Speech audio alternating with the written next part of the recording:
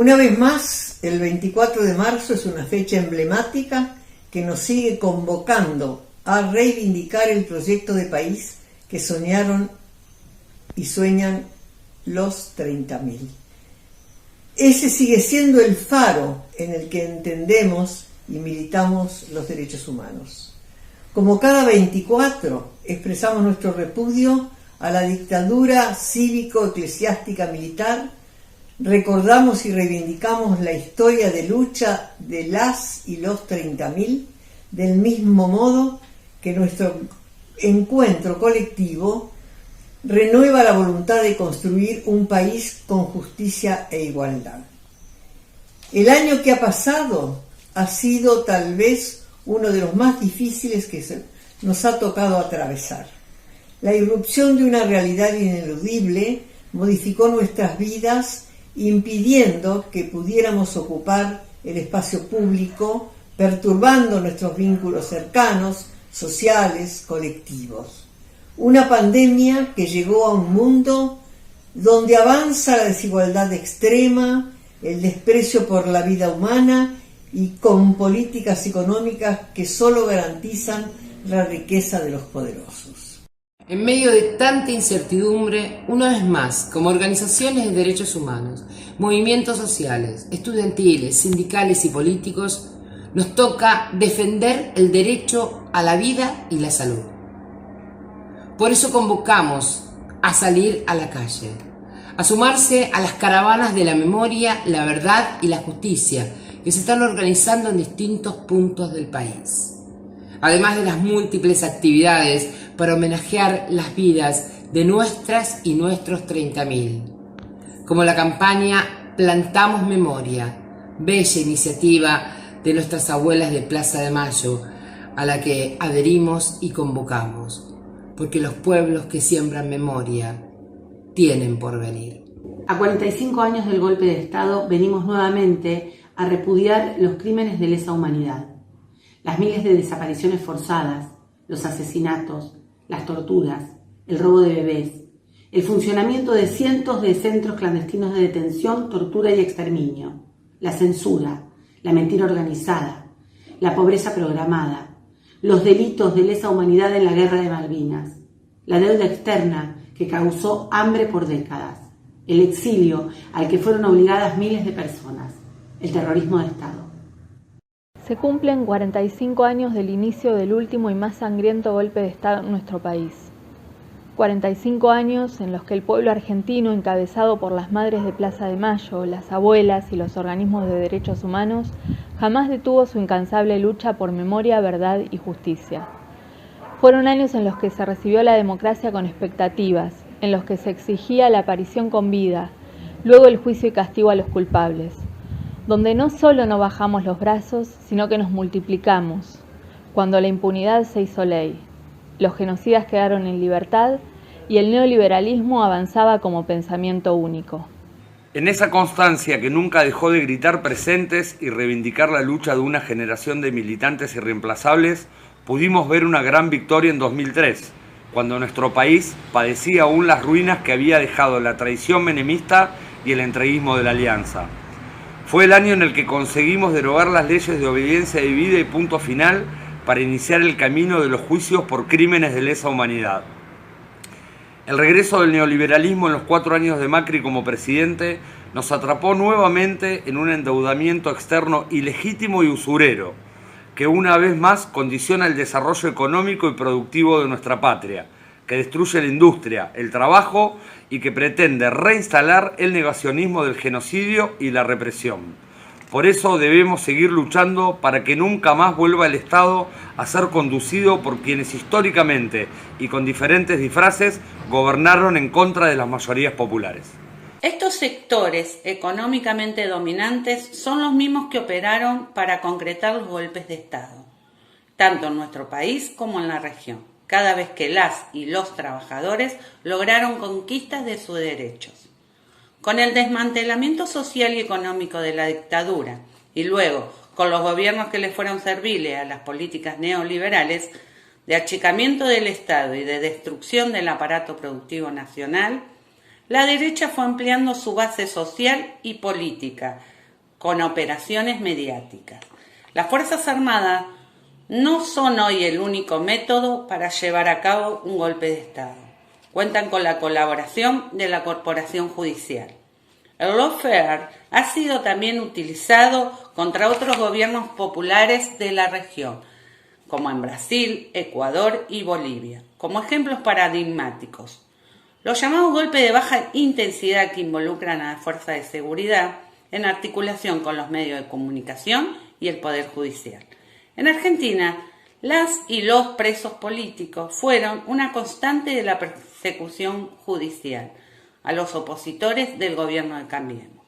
Milagros Sala, detenida por ser mujer, originaria y por luchadora, presa política del gobierno de Mauricio Macri y del gobernador radical Gerardo Morales, es un emblema de la arbitrariedad judicial que hoy continúa impune. En estos días vemos cómo se vuelve a hablar de subversión para estigmatizar la lucha del pueblo mapuche. De los tres poderes del Estado, el Poder Judicial es el único que se ha resistido a que su estructura sea democratizada e investigada, tanto en su complicidad con la dictadura como con los gobiernos neoliberales que lo utilizan como herramienta de persecución política y como freno al intento de avanzar en mayor justicia social. Los funcionarios del Poder Judicial otorgaron el aval al orden de facto que impuso la dictadura, legitimando su accionar represivo. A pesar de que muchos de los integrantes del Poder Judicial fueron encarcelados y en algunos casos asesinados, la dictadura no fundó un nuevo Poder Judicial, sino que se montó sobre la estructura ya existente.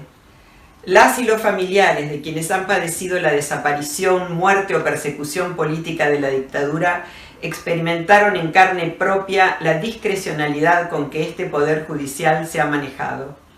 No solo porque aún queda pendiente investigar a quienes han colaborado para que el genocidio se materialice, sino porque se llegó a los juicios después de 40 años y muchos se fueron sin ver justicia.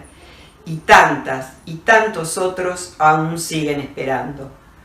Son infinitos los obstáculos que pone la Corporación Judicial para ser juzgada. La justicia patriarcal, junto con la complicidad policial, expone principalmente a las mujeres y diversidades, a quienes desprotege cuando se violan las medidas de exclusión impunemente y no se dimensionan los riesgos para la integridad y la vida de quienes son víctimas de violencia por razones de género. La inacción, la demora y la desvalorización de la palabra de las mujeres en el ámbito judicial dan cuenta de esta situación. Tampoco podemos obviar otras formas de amenazar la democracia. En medio de la pandemia y la grave situación económico-social heredada, hubo varios intentos desestabilizadores y antidemocráticos. El levantamiento de la policía bonaerense cercando la Quinta de Olivos y la gobernación de la provincia de Buenos Aires, las marchas anticuarentena llenas de consignas fascistas. En la última llegaron a simular cadáveres de dirigentes de derechos humanos y políticos, o también aquellas palabras de Duhalde asegurando que no habría elecciones, aludiendo a un golpe de Estado. En esta línea, la oposición, con apoyo de los medios hegemónicos de comunicación, generaron otros episodios desestabilizantes, generando corridas bancarias en medio de la negociación con los tenedores de bonos de la deuda que contrajo Macri. Este 24 de marzo seguimos luchando para cerrarle el paso a los intentos de desestabilización y por un poder judicial democrático y antipatriarcal.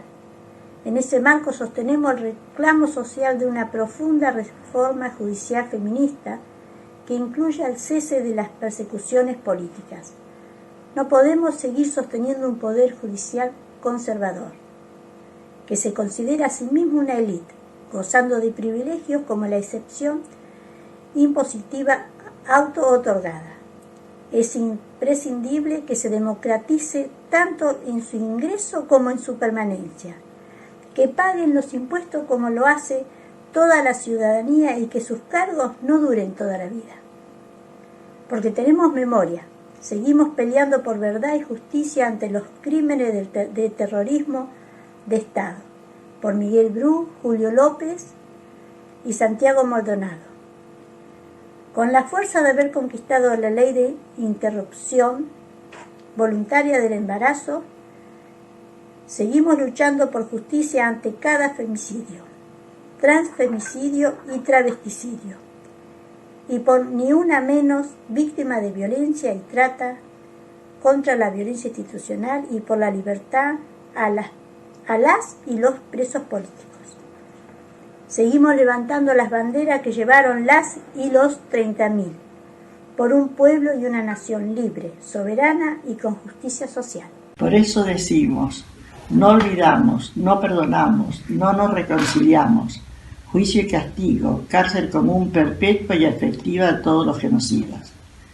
Investigación de la complicidad civiles, empresariales y eclesiásticas y judiciales con el golpe de Estado. Aparición de las 400 nietas y nietos apropiados. Libertad a las presas y presos políticos. Aparición con vida de Jorge Julio López. ¿Dónde está Miguel Bru? Basta de femicidios, transfemicidios y travesticidios, ni una menos. Basta de criminalizar al colectivo LGBTI. Basta de violencia institucional y gatillo fácil. Aparición con vida de Carmen Elizabeth Oviedo Villalba y Chita, de 14 años. Justicia por Lilian y María Carmen Villalba. El Estado paraguayo es responsable. Por tierra, techo, trabajo, salud y educación para todos y todas los que habitan nuestro suelo. Con la convicción de que la memoria, la verdad y la justicia y la recuperación de la soberanía y los derechos populares son el camino para conquistar el país que soñaron y soñamos a 45 años del golpe genocida, decimos. 30.000 compañeros y compañeras detenidos, desaparecidos, presentes, ahora y siempre.